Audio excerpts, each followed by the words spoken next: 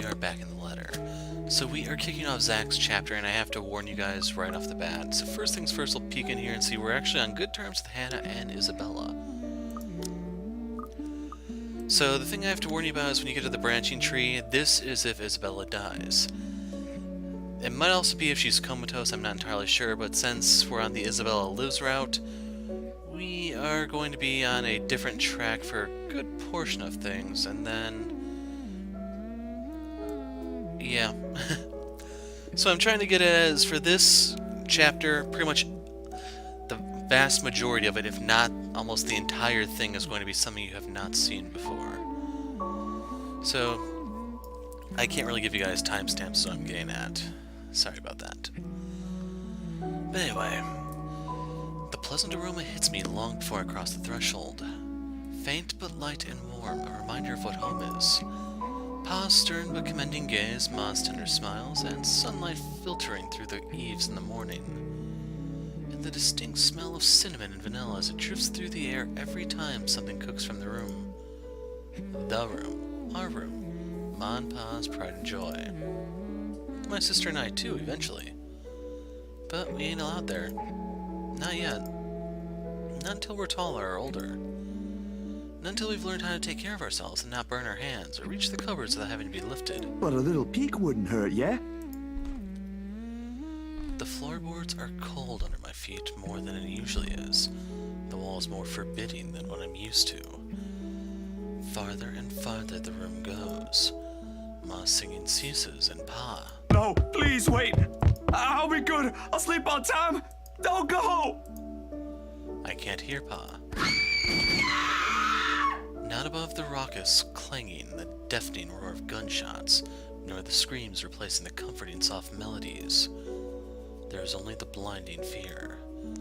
When my foot slips, the red sea that catches me is bitter and frigid, but the blood that drips in my hand is warm, warm, warm. It ain't my blood. The walls tumble and everything goes quiet. It takes a few moments for everything to fall into place, for my eyes to adjust to the relative darkness of the room. Despite the pleasant chill the AC brings, my shirt is clinging tightly to me, and my blanket a tangled mess around my throat. Morning has not even arrived, and yet... Way too early for this thing, man. And too long. Too long since I've last woken up drenched in my own sweat, head littered with thoughts that are gone as soon as my eyes open. All too often, only imprints and brief images are left to haunt me for the rest of the day, or until my mind forgets about it. Egad, whichever comes first. Yet, vivid or not, what little I can remember does not matter. Regardless, the desperation sticks, clawing up, pushing, urging me to relive every moment, every sensation, and... There's a twinkle in Ma's eyes when she looks up from her work, flour dust in her nose and cheeks. The scent of freshly baked bread wafts from the oven as soon as Pa opens it, and the homely fragrance of honey fills the room. He reaches up to wipe the small beads of sweat away from his forehead before gesturing for me to come closer the moment he spots me on my little hiding place behind the door. I expect him to be angry, but his pat on my back when I come within his arm's reach is encouraging enough. We'll have to taste these first before we put it up for sale tomorrow. You up for it, little man? Is it good enough? A knock cuts through the air before I can answer. Sharp, heavy, demanding, familiar. So distantly familiar. Ma ushers me out the kitchen when Pa moves to answer it. But I know. I know what waits outside. The taste of blood in my mouth sends an unpleasant churning in my gut. Ma's apron crinkles under my tight grip. Something snaps back into place. My bed remains in an utter disarray. The walls still need a new paint job. The wall clock ticking opposite my bed is unsettling as ever. Ash is right. I should have already repainted that when I had the chance. Replaced that when I had the chance. You're no longer there, Zachary. Here and there, miles apart. Calm down. Breathe. The pressure of my own fingers against my temple is a welcome sensation over the anxiety gripping me. It never really did anything to stave off the headache sure to follow after this before, but it grounds me. A little reminder that I am safe, away from the place I once called home, from Ma and Pa's... The urgency with each rap that follows finally chases away the ghost threatening to hang around. Why anyone thinks it's a good idea to knock at someone else's door this late confuses me. Nana will chase them away with a broom if she was here. But no matter. It's a welcome break from the thoughts that about to take a morbid turn if left festering. It's probably just Ash anyway, looking for a place to crash.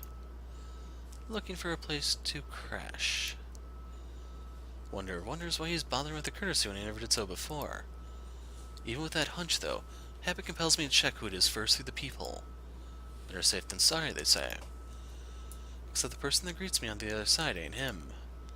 Unless his hair grew longer overnight and started wearing a ponytail, of course, which I highly doubt will happen anytime soon, no matter how funny that looks in my head. I waste no time opening the latches. Isabella, it's late. Safe haven unlocked. There's something I can't quite pinpoint in her eyes when she looks up. Her face, a pallid shade, shoulders tense, breathing heavy, and an uncontrollable shaking in her hands she's trying to hold back. Hide if I didn't know any better. Hey, Zach. Sorry, I know it's weird for me to show up at this hour, but you are the closest to my office, and... No, it's perfectly fine. I'm not really working on anything right now. Do you want to come in? Is it all right? I know you should be sleeping at this hour, but I thought... I'm sorry, I just thought... I have no idea why I went here. My feet just moved on their own after I got out of the office, and... Sorry. She trails off, her voice lost in the muggy night air. I wait for her to say more, but instead her only response is a downward shift of her gaze, back to her still trembling hands, as if the motion alone is enough of an explanation. A minuscule gesture. Easy to miss if one is not paying attention. But for someone who has seen the same expression on the mirror, done the same thing too many times when night terrors are inevitable, it is not. Hey, don't worry about it. At least you not. Ash just barges in and crashes on the couch whenever he feels like it. I swear that guy is one fine hairline away from being a criminal. Without waiting for her answer, I step away from the door and saunter over the kitchenette. For a few good seconds, only the clinking of the plates can be heard above the constant tick-tock. Late as it may be for a snack, the familiar motions keep me occupied, steering my mind away from dangerous thoughts. Isabella's company is not unwelcome either. Whatever her reasons for showing up here at such an hour doesn't matter. I'll be damned if I just turn her away, frazzled as she is. The door clicks shut behind her when she finally enters, feet scuffling softly against the tiled floor. In all the years I've known her, she has never once ever lost her upbeat spirit. Yet in this particular moment, as she stands in my doorway, holding her arms close to herself, it's as if I'm looking at someone completely withdrawn from the person I've come to know all these years. Do you want to drink or eat anything? I haven't restocked my food stash yet, so ingredients may be a bit limited. But I'm sure I can whip something up with what I have here. Just water will do, please. Thanks, Zach. What? No additional food requests? That's new. I'll put something together for you anyway. And feel free to make yourself at home. You ain't exactly a new visitor here. Although my room's not at its most presentable right now. Sorry. New freelance gigs and such. Didn't have time to fix things up here lately. It's okay. I don't mind. Usually she'd have something more to say about that. A quip, a witty remark to provoke a laughter or two. Nothing from her this time. Only a weak smile before she takes a seat on the couch, in a silence that stretches out until what we have left hanging feels disconcerting. Before everything turns stifling and awkward, I continue talking, if only to keep the dead air at bay. How's one supposed to keep a conversation going when the person you're talking to is like this? Anyway, gigs. Can you believe this one client we got? Boss had all my schedule shoots shifted after they caught wind of this couple buying a new property. Man, must be nice to have all the money in the world. The world itself moves for you, huh? She's curled up on one side of the couch and hugging her knees close when I bring the tray carrying the sandwiches and the water she requested. She starts to straighten up as I'm unloading the contents, but pauses as soon as I hold up my hand in a halting gesture. You're a guest. Didn't I say you're free to make yourself at home? Here's your water. Careful. The tremor in her hands, though lighter now, still hasn't subsided when she reaches out for the glass. I give her a questioning look, but she is quick to avert her eyes, keeping herself occupied by taking small gulps of water. Or maybe she just doesn't want me asking questions. Worrying. This sudden loss for words, this bout of quiet not normally present in our chats. Even the creaking of the old chair when I casually take the seat is a welcome break. Although the company's familiar, this has gone way past unnerving. What happened? Overtime at work? She doesn't answer immediately. Another gulp drains her glass of its remaining contents. One would think it'd be enough to help her recover, yet she doesn't lose her taut grip on the glass as she cradles it on her lap. Her eyes take an unfocused gaze when she speaks again. Yeah. Boss handed me extra work today. After what happened to Rose. Rose. Why do I feel like you've mentioned her before? Sorry, I'm better with remembering faces than names. She was my coworker. That will take some getting used to. I was just talking to her the other day. Was? Did she resign or something? I think I'm missing a few details here, Bella. You've never met her. I think I did mention her once or twice. It doesn't matter. You probably heard her name recently from the news than me. Something clicks then. A little memory from the night before. The bright red light from the dark room. The strong odor of the stop bath. The television's barely audible murmur in the background. And a glimpse of a bloody room. The news is everywhere, even in the morning that follows. I just think its effects will strike someone this close to me. Oh. Damn. I didn't mean to bring that up. No, like I said, it'll take some getting used to, but it'll get better. I hope it will. Things might become a little busier for me, though. She left a lot of things unfinished. And I'm one of the few people in the office who knows how she works. Boss thinks the transition will be easier if I handle it. That explains it. Well, just don't forget you still need rest. Even the most hard-working people I know don't keep hours as late as this. Hell, the subway stopped running hours ago. Crime rate might be lower here than most places, but that doesn't mean you can walk around freely in the middle of the night. It's just for today. Still a good thing you dropped by here first. I'm not just about to let you walk out here alone, especially not in the middle of the night. Who knows what else could happen? I'm not saying you should go right now, but I could accompany you home if you... No! Wait, please! The vehement tension in her voice makes me pause, and it is in this instant the match she's been keeping up falls apart, if only for a short while. Right then and there, I understood what's hiding behind her unfocused stare from the moment she arrived. Fear. Pure, unadulterated fear. It's disturbing to see such marring her usual upbeat countenance. With a sigh, I cross the small distance separating us and kneel in front of her. She doesn't flinch when I do so. However, the way she appears to make herself smaller against the couch is telling enough. Bella, this ain't just about your coworker, is it? What is it really about? I'm all ears. The sound of glass shattering runs through the room. Man, I can barely even read right now. The sound of glass shattering runs through the air as soon as her hold on it loosens. In the span of a few seconds, her breathing grows labored. I don't know. I don't know anymore. She claps her hands over her ears, pressing it tightly against the sides of her head. Her voice grows weaker with each word, each plea coming out of her mouth. Please don't leave me alone. I don't want to be alone right now. I can't shake it off. Everywhere's not safe and... All right, Isabella. Look at me. Look at me. My hands are firm on her shoulder when I pull her up to look at me. It takes every force of will to ignore the terror in her eyes in favor of taking control of the situation. Too close. Too similar. Breathe. Breathe. You're safe here. Inhale. Hold. Exhale. Stay in the present. I'm here. No one's gonna hurt you. Do you want to talk about it? The force with which she shakes her head is enough reason to drop the topic altogether. No more. Please. No more. I don't want to remember anymore. Kate, no more talking. I won't ask anymore. Can I get you anything? Another glass of water? I think I have a tub of that pistachio ice cream you love so much. We're gonna have to clean this mess first. Will you be fine on your own for a little while? She nods slightly before retreating into herself again. No more words are exchanged after that, and I take that as my cue to start cleaning the shards littering the floor before either one of us gets hurt. The quiet hum of the AC is a pleasant distraction as I go over the menial task. More so than her ragged draws of breath or my little feeble attempts to tell a quick story or two. But the latter does the trick. And soon she has already drifted off by the time I return with the promised glass of water, her chest rising and falling in a steady rhythm, the strain on her shoulders gone. Frankly, I've never seen her this still. She mumbles something I don't quite catch when I carry her to the empty bed and hugs herself tighter against the mess of blankets. In spite of the fact that she appears relaxed, the small frown on her face hasn't quite disappeared. Whatever happened to her won't be leaving her anytime soon.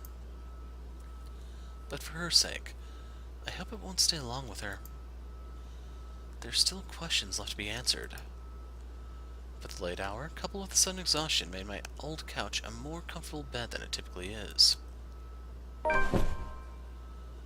Darkness immediately welcomes me as soon as my head hits my makeshift pillow. I can only wish the dreams will keep at a distance for now. For both of us.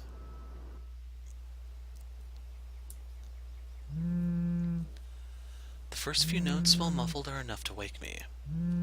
In the end, it became one of those nights when sleep passes like a blink and is plagued with vague, fuzzy thoughts.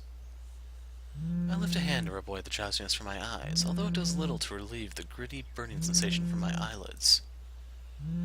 Outside, the sun has yet to peek over the horizon, but night has already given way to the cool morning light, washing everything in subtle gray hues. At this hour, the entire city remains unstirring.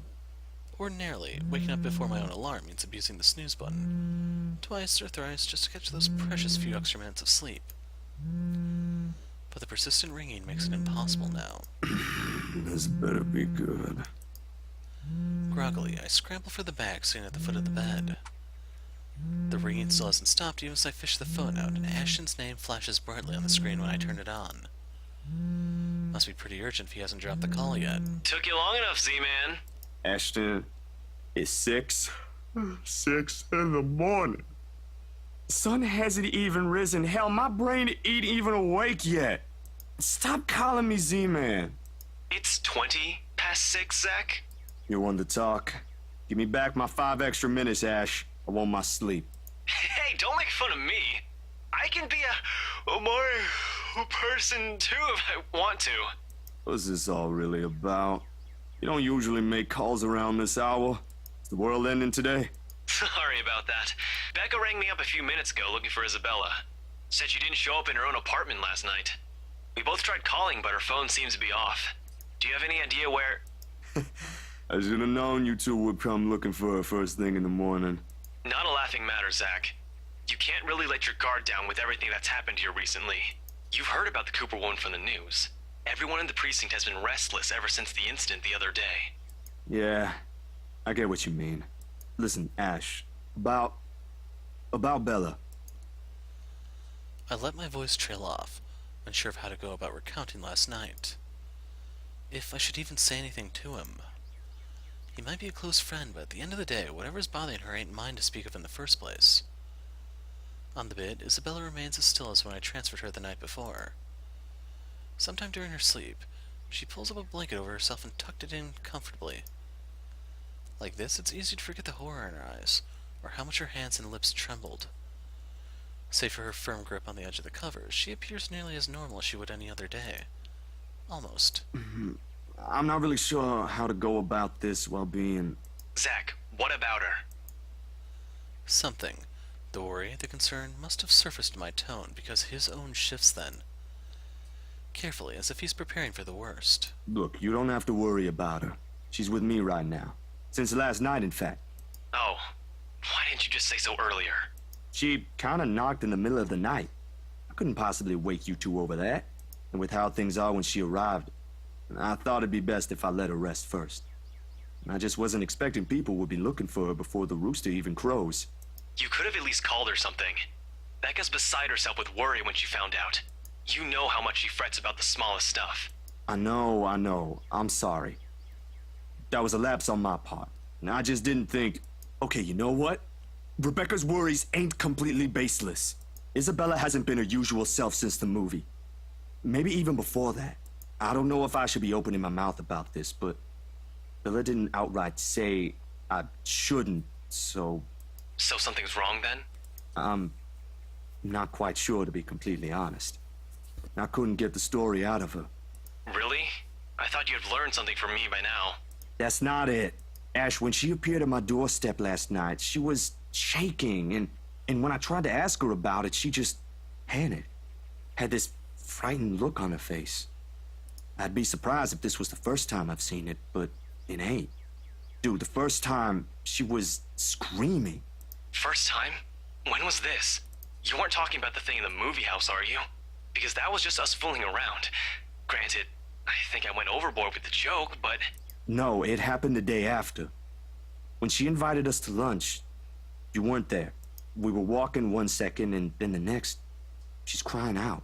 I'll be straight with you. That scared me shitless. It bothered him, if the way he falls silent after his telling. Whatever his opinion is stays absent from his voice when he speaks again. He's always been good with that, hiding what he thinks. Did she say anything else? Nothing. Won't tell me anything aside from a few vague words. I didn't want to push it. Where is she? Is she still sleeping? Right here with me, still sleeping. Should I wake her up or something? Let her know you guys are looking for her? No need. Let her rest. I'll drop by in a few. Today? Don't you have work at this time? I mean, I can drop her off home myself before meeting my client later. Look who's talking. My schedule's flexible, Ash. Last time I checked, you're the one who didn't have that luxury. How on earth do you think I'm able to tag along when you need me? It's not completely out of the way. They live on the other side of the town from you, Ash. Your definition of out of the way is a little screwed up, you know. It's fine. I have some things I need to do anyway. I'll call you back. I've got to let Becca know that Scared Cat's fine. Bye. He drops the call before I can even get a word in, and for several minutes after, I find myself simply listening as the rest of Luxborn rouses. The increasing sound of passing traffic, the bustle of the nearby shops, preparing for the day, and at the growing clamor of the people while they go about their morning. Not the most soothing sounds to hear following a troubled night, but the routine puts me at ease nevertheless. What's comforting, what's safe, what I'm used to. Nearby, Isabella shifts but doesn't wake, blissfully unaware as the city slowly stirs itself back to life. Was her night as restless as the one I had? Were her dreams as lucid? In hushed moments like this, I envy her. Unreasonable, probably a little unfair, to say such in light of last night. If only forgetting is as easy as breathing. A small yawn escapes me when I rise from the couch to stretch.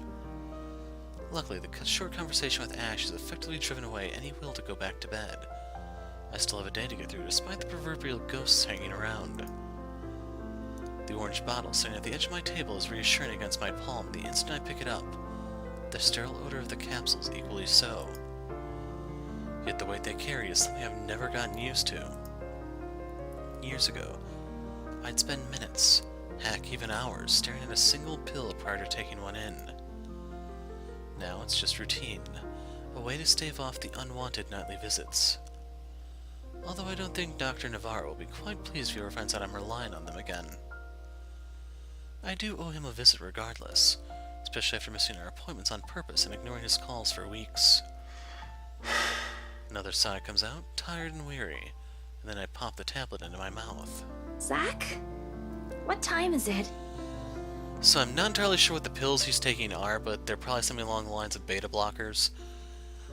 The best example I can give you is it's probably something along the lines of what Johnny was taking into the moon, so that he eventually forgot about Joey and a lot of his childhood, and I'll put it at that.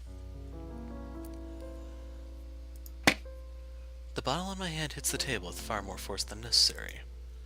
As much as I trust my friends, there are some things I'd rather keep to myself. Morning, Bella. Did you sleep well? She answers the question with a long drawn-out yawn, one reminiscent of a child.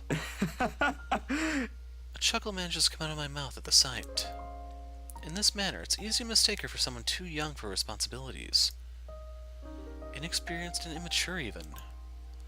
Easy to forget she was thrust in the role of an adult earlier than her own dreams can afford, to overlook how surprisingly observant she can be at times. Maybe not on the same level Ash exercises for his investigations, or Rebecca needs for her own work, but certainly enough to deftly put what she sees around her on canvas. And if the way her eyes flickers to the table and my hand says something, it is that I won't be able to avoid the questions this time. Only a little. I don't remember how I ended up on the bed, though. My doing. You didn't look very comfortable sleeping on the couch, all hunched up like that. It would have been enough for something temporary. Sorry I stole your bed. Hey, it doesn't matter. Besides, what kind of gentleman would I be if I leave a lady sleeping in such uncomfortable conditions? Not in this house. My nana will give me a tough scolding if I ever did that, I'm telling you. Thanks a lot, Zach. I know I barged in at a very inconvenient time last night. I wasn't really thinking when I did, and... Hey, it's cool, Bella. I ain't mad at you. That's what friends do. You guys are welcome here anytime. Although Ashton abuses the anytime part a lot, I don't really mind.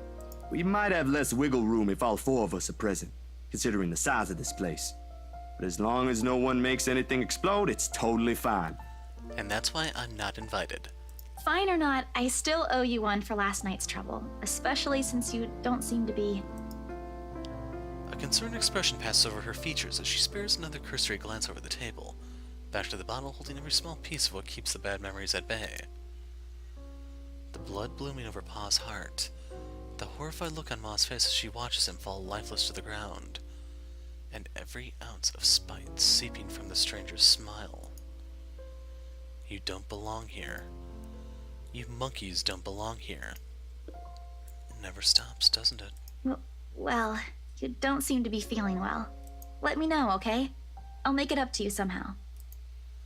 She makes a slight gesture with her head towards the bottle, asking a question without really asking. Subtlety has never been one of her greatest assets, but right now, even Ash would have been a little amazed, if not at a loss for words at that. She has left it up to me whether I'll give her the response she wants to hear or not. A little clever coming from her, if anyone would ask me.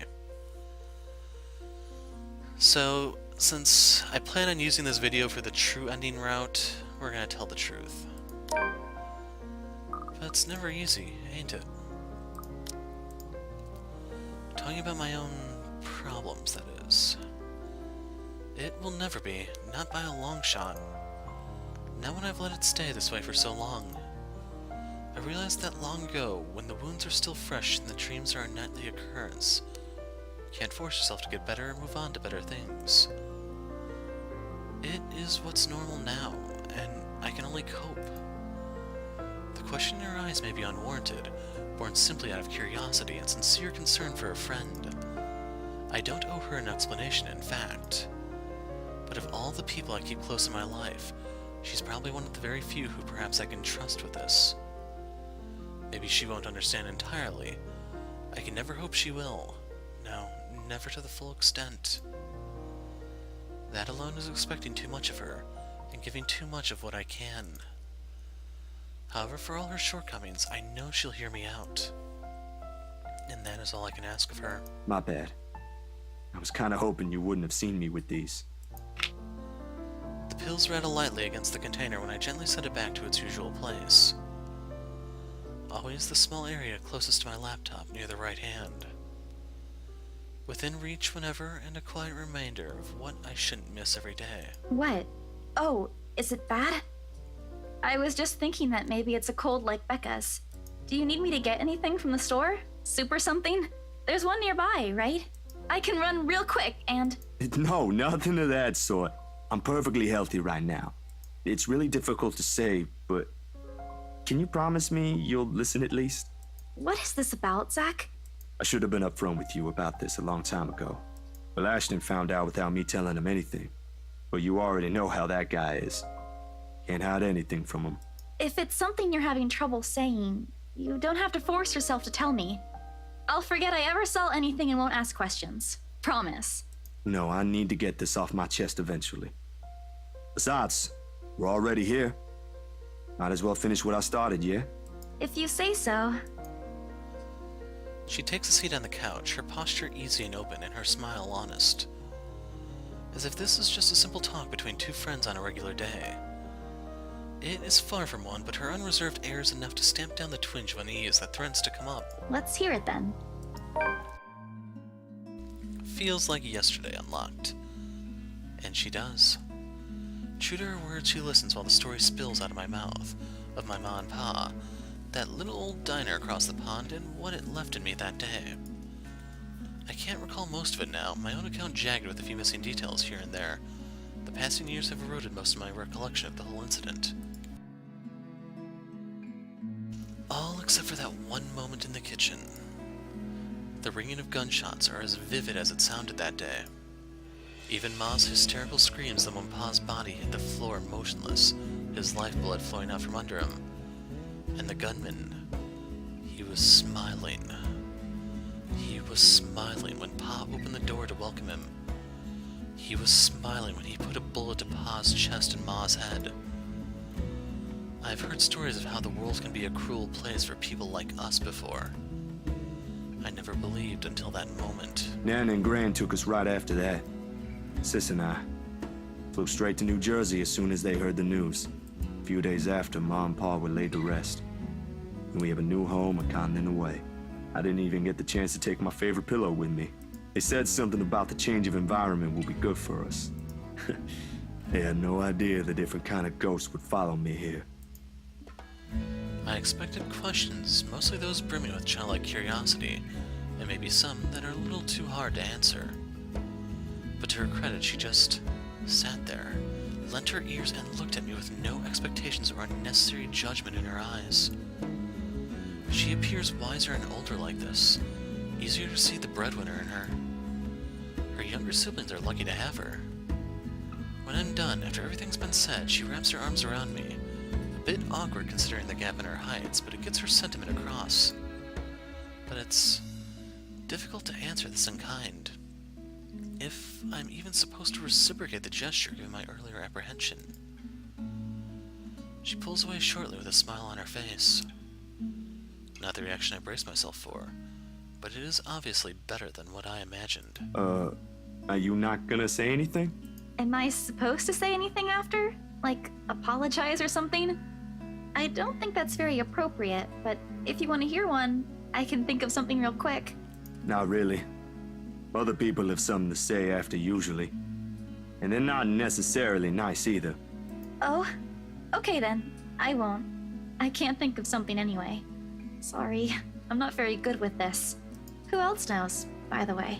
My older sister, grandparents, and just Ash and you for now. Maybe I think I should tell Rebecca too, but... But not right now? Yeah, not right now. But I'm ready. Like today. I'm sure she'll be willing to hear you out once you do. I don't doubt she will. I'm more afraid of how she'll react after. One step at a time, yeah? Whew! Surprisingly, it feels good to get that one out my chest.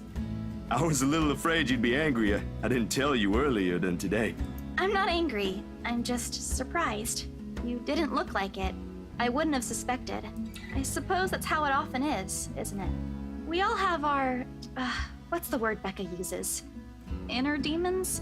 But this is something personal to you. I understand why you'd rather have a few people know. That too. Well, these past few weeks haven't been easy for you. I didn't want to add that. Not after last night.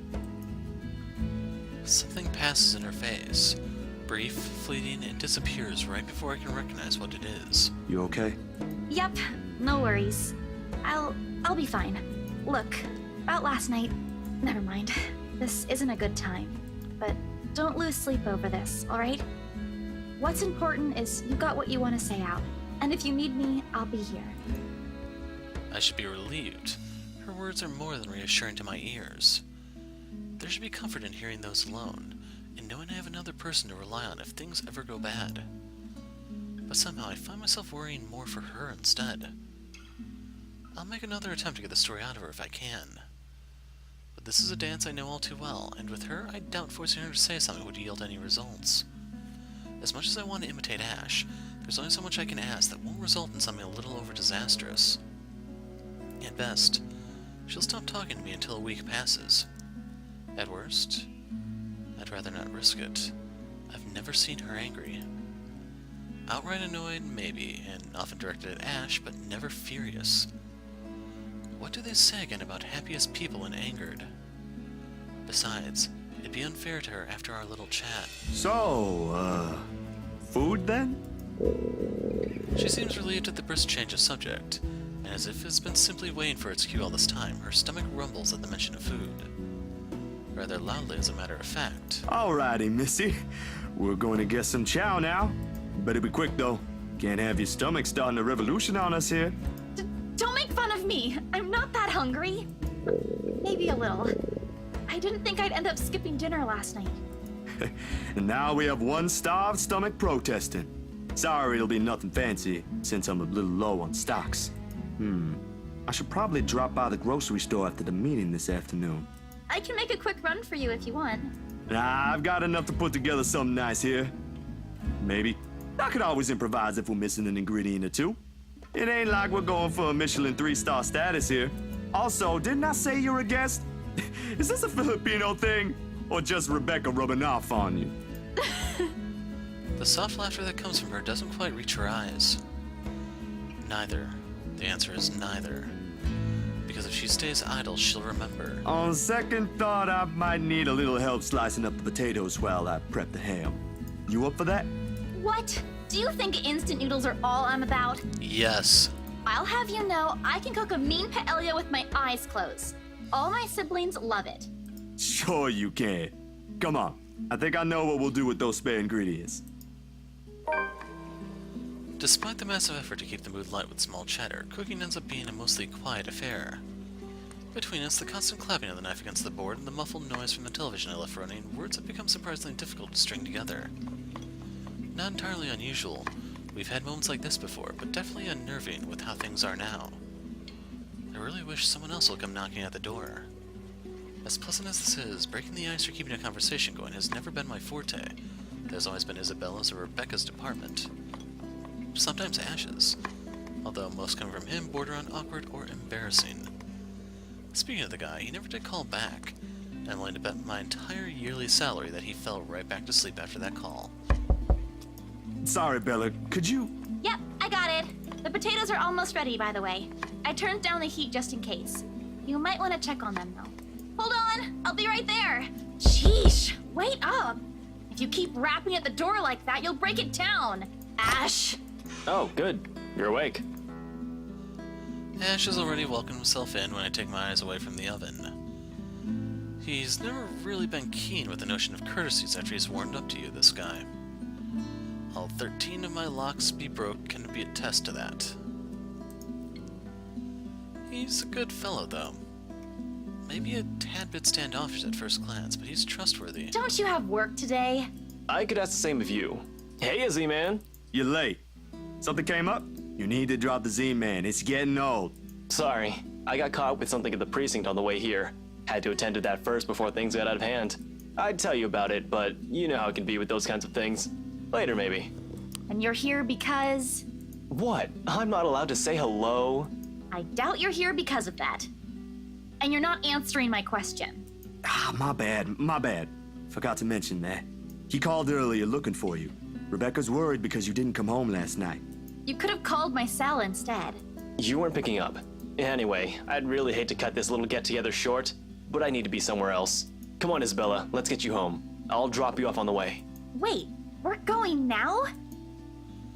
He lightly claps a hand on her arm and begins ushering her out of the apartment, throwing a casual wave at me as they pass. Isabella, on the other hand, doesn't appear too fond of the idea. And sure enough, before they can even cross the threshold, she puts a firm foot down, the force alone enough to halt them both and catch the taller man off guard. Would have made for a funny picture. The way Ash almost crashes into her and Isabella giving him an indignant pout over her shoulder. Surprise and confusion are in his face all at once, two things that rarely ever grace it if you can help it. A rare moment, even for our small group. If only I have my camera with me, dang. What is it? Zach cooked something. If it's just food, I'll get you something on the way back. But the food! It's Zach's cooking. Real delicious food that actually tastes like food. At least stay and have a bite. Please? Zach, help me here. These two. Whenever they're in the same room, sometimes it feels like herding a group of unruly kids instead of talking to two mature adults. One moment, they're engaged in a pleasant chit-chat, and the next, they're bickering over a minor issue.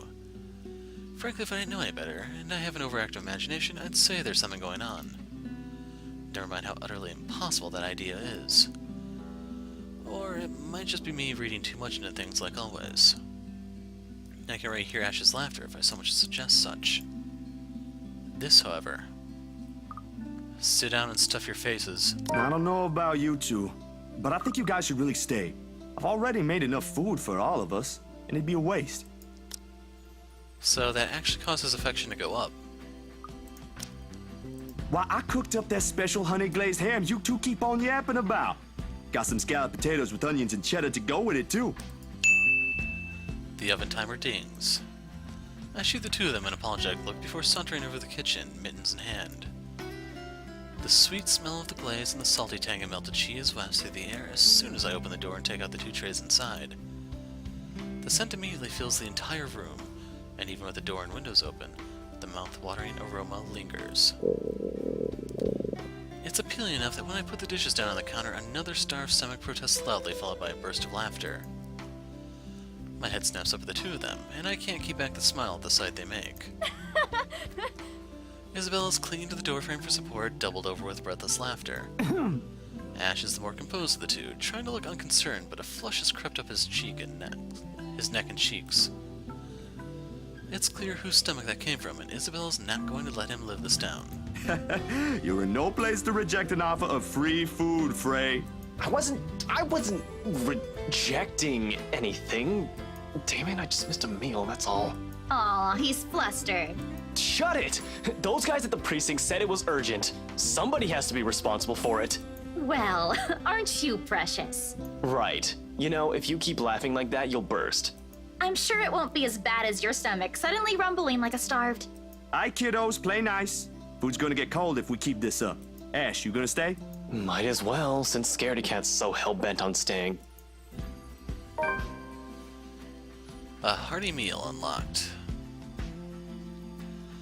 We eventually settle down after the food has been served, the jibes replaced by another round of friendly chatter, mostly about what's on the news from the night before. There is, however, a conscious effort to avoid mentioning what's currently on the headlines. The dead is never a good topic to talk over food in polite company, this case in particular. The wounds are too fresh, too soon. I'd likely avoid it as well if I were in her position, and someone I personally knew passed away in a gruesome manner like that. Though perhaps the closest we got to broaching the topic is when the infamous mansion is brought up again. But even then, we are careful, Ash and I. We keep the conversation light and avoid bringing up her late business partner. It's the least we could do. The Wrights? Yeah, they're planning to move in soon. In fact, they already have a housewarming party planned. It's why they wanted us to rush the papers. They wanted to send the invitations out as soon as possible. Oh, now I get it. Get what? Remember what I told you last night about the new clients? Vaguely? Sorry, I was a little out of it yesterday. Was it the photo shoot? Yep, it's actually for the one you sold. Ermite, something. So real quick, going back to the topic of how his apartment is structured. So we're looking at things from the opposite angle. He's sitting on the couch, these two are on chairs, the bed should be over here. And then this kind of looks like a door, but the thing is, why is this so big and this so small then? Unless this is actually just the back of her chair, and I guess the door would be over by the kitchen or something? It's just the way this room is set up does not make a lot of sense to me. Plus you also have his pills here in wide open... Yeah. When you put it that way, I suppose it makes sense why my boss wants me to prioritize the couple. They can have those documents rushed at just a snap of their fingers. And they're more influential than I initially thought. Man, I guess my boss is expecting a lot more from this project than I expected. Hope I can live up to it. Your photographs are more than good enough, Zach. You'd probably win an international award if you let yourself. Ma'am Hana's easy to please, too. As long as you're good at following instructions. Easier said than done. Different clients have different tastes after all. Still, a week? I don't think that's possible. Now that you mentioned it, yeah. They wanted everything finished at the earliest. To be honest, it's not unheard of, but... But it's still weird. Still weird, yeah? A slip of the tongue. Still barely noticeable as someone who's already familiar with Ash's ways, yet in this moment it's impossible to miss. I shoot him a curious glance, but he ignores it. Rather pointedly. I can't exactly say it's like that, where I'm just the middleman after all. As much as I want to comment on it, I only know what's on the surface, not the in and outs. It's just that BRC and my boss are more hands-on with the legal stuff this time, despite having a separate department dedicated to it. Maybe Mr. Wright helped with it too. They have their own legal team for this, don't they? Well, they should have one. Especially for a big property like this. They have, but like I said, it's off our hands. Rose and I don't handle this stuff in the office. If anything, to me, this just means I'll be able to send the rest of the funds to Papa's treatment earlier. I guess that makes a whole lot of sense. Officially off our instant noodle diet, aren't we? Ash, has anyone ever told you that you have an uncanny way of ruining the mood? What? I was just saying. A few more months of stuffing your face with those, and I'm sure you'll start to look like a noodle cup. That's a pretty picture. At least I don't live off convenience store food. Or make poor, unassuming pressure cookers explode. What? How did you... Oh, come on, Zach. Sorry, it just came up while we were cooking earlier. I'm impressed, Ashton Frey. You even made it to the news. A one-time thing. And it wasn't as big as you seem to be imagining. Oh, sure. Let's all pretend that one time you almost set my apartment on fire didn't happen too. Hey, that was an accident. You were making a salad, Ash. Can we please move on to a different topic? It helps. The casual talk, the harmless teasing, the mundane stories interesting enough to let time pass unnoticed. By the time lunch ends, the shadows are no longer at the forefront of my mind. If it's the same for Isabella, for whatever troubles her, I can never tell. These things, the anxiety, the fear, they ain't easily seen and easily forgotten after all. You go on ahead. I've got a few things I need to ask Zach. I'll be downstairs in a minute. Confusion briefly flashes in her eyes as she catches the keys he tosses over, but he doesn't give her an answer and waits for her to go ahead. How sure are you I won't be driving away with your Shirley? You don't even have a license. Do you even know how to? Papa taught me how. I'm probably a better driver than you. See you later, Zach. Thanks for the food. Always has to have the last word, don't you? You're welcome. I'll send you the recipe for the potatoes tonight. A grin is back on her face when she leaves and closes the door behind her. For a little while after we're alone, Ash goes wholly quiet, listening, waiting for her remaining footsteps in the hall to fade. The earlier amusement is gone from his face, replaced by what I can only describe as trepidation. I know that look all too well. When he's like this, he's expecting shit to go down at some point soon. That wasn't very nice, Ash. What was that with Isabella earlier? You're usually subtler with your questions. They hired you. Hired me who? Don't change the subject yet. What's really going on here? The Wrights. Luke and Hannah Wright. You said your next gig is with them. Is that what this is all about? Just be careful around them. You have no idea what you're dealing with when it comes to that couple. I'd rather you stay as far away from them as possible, but you're already here. Isabella's their real estate agent. Seriously, of all the people in Luxburn. Okay. I guess I'll just have to take your word for it. He nods, claps a comforting hand on my back, and turns to leave without another word. He's never been good with those. More often he fumbles with what he wants to say, but his actions alone are enough to tell me how grateful he is for the trust. He reaches for the knob as soon as he gets to the door, but doesn't turn it. Instead, he looks back and gestures with his head towards the table. I don't need to follow his line of sight to know what he's going to ask about. He's likely to take a notice of it the moment he entered the room. You back on those? I haven't seen you taking them in a year. Yeah, I kinda had to. It got worse after the film fest. The dreams, that is. I don't think I'll be doing that again anytime soon. Heard about that. Don't drop it, though. You don't want Becca scolding you. She actually enjoyed the movie you made, and she's hard to please. Consider that a small victory. You don't have to tell me. She already did. Rebecca and Bella both gave me an earful after I said the opposite. Promised them I wouldn't, but you can never tell. Hopefully, once I feel better, I'll be able to think about it properly. Speaking of Bella, she didn't open up to me, but maybe with you and Rebecca. Yeah, I'll try. I can't promise anything, but I'll talk to her. Thanks. That's all I'm asking. This time, when he reaches for the door, he lets it close fully behind him without glancing back. A mild draft sweeps into the room as I close the door behind him, slightly disturbing the papers on the nearby fridge. A lone note flutters by my feet, the letters on the surface glaring at me with mute intensity. Ermengarde Mansion, H. Wright, 11 a.m. After Ashen's warnings, they all hold a different meaning now.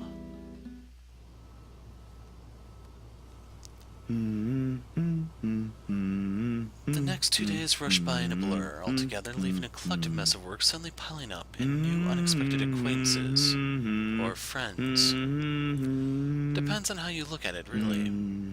Either way, I'm stuck developing these photos at 3 in the morning to reach a deadline set by an overeager art director. Don't get me wrong, Julius is good, has a vision, knows what he wants, but damn, he can be too enthusiastic sometimes. Doesn't matter when you couldn't sleep anyway. There's nothing new in it, of course. After years of working as a freelance photographer, it's simply something I've grown used to.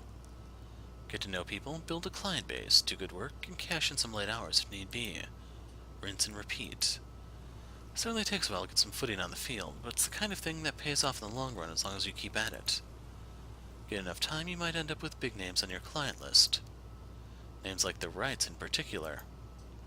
I never did pay much attention to them, but it's virtually impossible not to hear about them when a local news channel or paper has something to say on their name.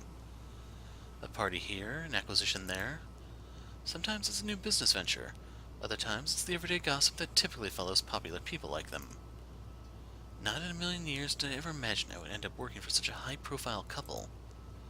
And between that and the fuss that comes with, it leaves me no time to ponder over whatever happened to Isabella or why Ash is so adamant we keep away from the pair. They do seem like the good folk, though, despite the whole fame thing. Sure, there was a rumor running around years ago about him being involved in some business scandal. But just like every gossip blown out of proportion by the media, nothing came of it, and eventually it simply died down. Much is definitely left to be said for the husband, but I doubt a woman like Miss Wright would pick him if he doesn't have any good points at all. Miss Wright, Hannah herself, though. She ain't particularly bad the way the press makes her out to be. Tabloids had it all wrong, that's for sure. For someone born with a silver spoon in her mouth, well, she ain't exactly what I was expecting. Among other things, the newfound friendship is what I least expected from her, but here we are. Although with a life as public as the Wrights, no wonder it's the woman who often gets the crappy end of the stick. Can't help but feel sorry for her. She's a real nice person when given the chance. Heck, she might even end up friends with Rebecca and Isabella too if they aren't living worlds apart. Probably. The beep quickly pulls me back before my thoughts travel any further. In one practice motion, I carefully place the wet print I'm holding on a drying rack, and amble over my makeshift darkroom to get the last photos from the water bath. Inside the converted broom closet, the film processor lets out another soft clack before going on its standby mode. At its mouth, a lone photograph sits on the tray, barely visible with the lack of light. It's the last one for tonight, for the set Ms. Wright requested. I don't usually make this a habit, giving away stuff, that is. It's bad for the business, no matter how well-intentioned or generous you are. This exception, however, she did treat me well and was a pleasant companion all throughout the shoot. Even if she didn't ask, I probably would have given her a few prints just for the hell of it. Ms. Wright ain't such a bad subject matter to begin with. And maybe this is just me, but for someone who has everything in the palm of her hands, all the money in the world, a loving husband, and a plenty big mansion to call home, she's lonely. She doesn't just appear like it. It shows in the tone of her voice, how she moves, and most certainly in her smiles. Always hidden behind the glamour for the world to never see. Sometimes for people like her, small things like these helps. A little reminder that the world can be kind too. Water drips from the paper as I blindly pick it up and gently lay it on another tray holding a decent amount of photo flow. A few seconds under the solution is all it needs before it's ready for drying. No good rushing this last one, even if my body's already screaming for some decent snooze. My hand fumbles for the light switch, moving towards it with familiarity while I fish for a squeegee among the mess of tools on a drawer with the other.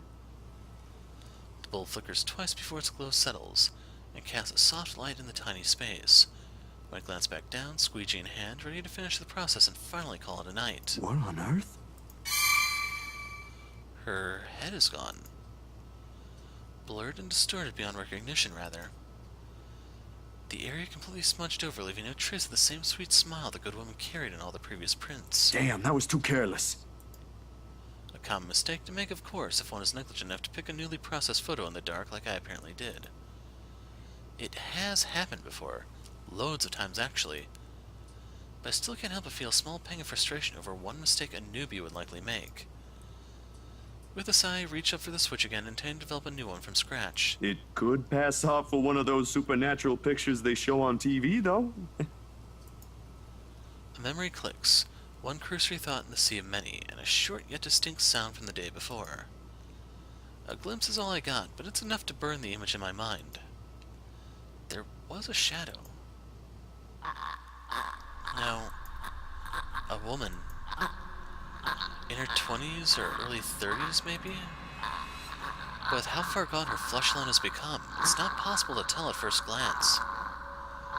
The skin itself has already taken a sickly pale color, rotten in most parts, blood dripping from every open gash and lesion on her body. Bony hands grip Miss Wright's neck like a noose, staining the skin underneath with a vibrant shade of oh my god, I can't read.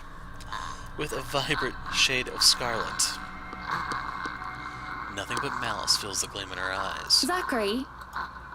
Not for me, but for Ms. Wright. Zach? Is something the matter?